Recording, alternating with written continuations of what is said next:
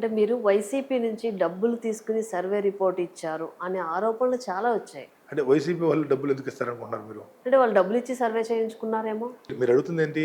మీరు అడుగుతుంది సర్వే ఎందుకు ప్రకటించారు, ప్రకటించింది ఎందుకు తప్పైందని కదా. అవును. సో వైఎస్ఆర్ కాంగ్రెస్ పార్టీ వాళ్ళు డబ్బులు ఇవ్వడానికి వాళ్ళ ఉపయోగం ఏమిటి అన్నా నేను. ఉమ్, ఇప్పుడు ఏదో ఒకటి ఉండాలి కదండి. ఇప్పుడు మీరు ఇంటర్వ్యూ చేస్తున్నారు, ఇంటర్వ్యూ చేస్తే దానికి ఒక అర్థం ఉంది, దాన్ని యూట్యూబ్లో పెడతారు, ప్రేక్షకులు చూస్తారు. వైఎస్ఆర్ కాంగ్రెస్ అంటే వాళ్ళు 1వ తేదీ సాయంత్రం ప్రకటన చేసేటువంటి ఫలితాలకి 4వ తేదీ ఉదయం 10:30 గంటలకి ఫలితాలు వచ్చేస్తాయి. ఈ 2 రోజుల్లో ఏమి ఆశించి వైఎస్ఆర్ కాంగ్రెస్ పార్టీ వాళ్ళు ఇస్తారు, ఎందుకు ఇవ్వాలి?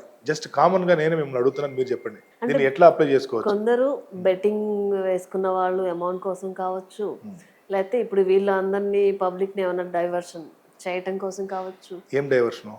అంటే ఈ పార్టీ గెలుస్తుందని చెప్పేసి ఇప్పుడు బెట్టింగ్స్ కాస్తా ఉంటారు కదా సార్. నేను ఆ రోజు నా ప్రెస్ మీట్ మీరు బహుశా చూసారో లేదో, ఫస్ట్ ప్రారంభం నేను దేని గురించి మాట్లాడాను మీరు విన్నారా? బెట్టింగ్ గురించి మాట్లాడుతూ ఈ ఫలితాల ప్రకటన అనేది కేవలం మా సర్వే సంస్థల యొక్క క్రెడిబిలిటీ కోసం మాత్రమే మేము రిలీజ్ చేస్తున్నాము. ఈ సర్వే ఫలితాలను చూసి ఎవ్వరు కూడా బెట్టింగ్లు వేయటం కానీ లేదు దీని మీద నిర్ణయాలు తీసుకోవడం కానీ చేయరు.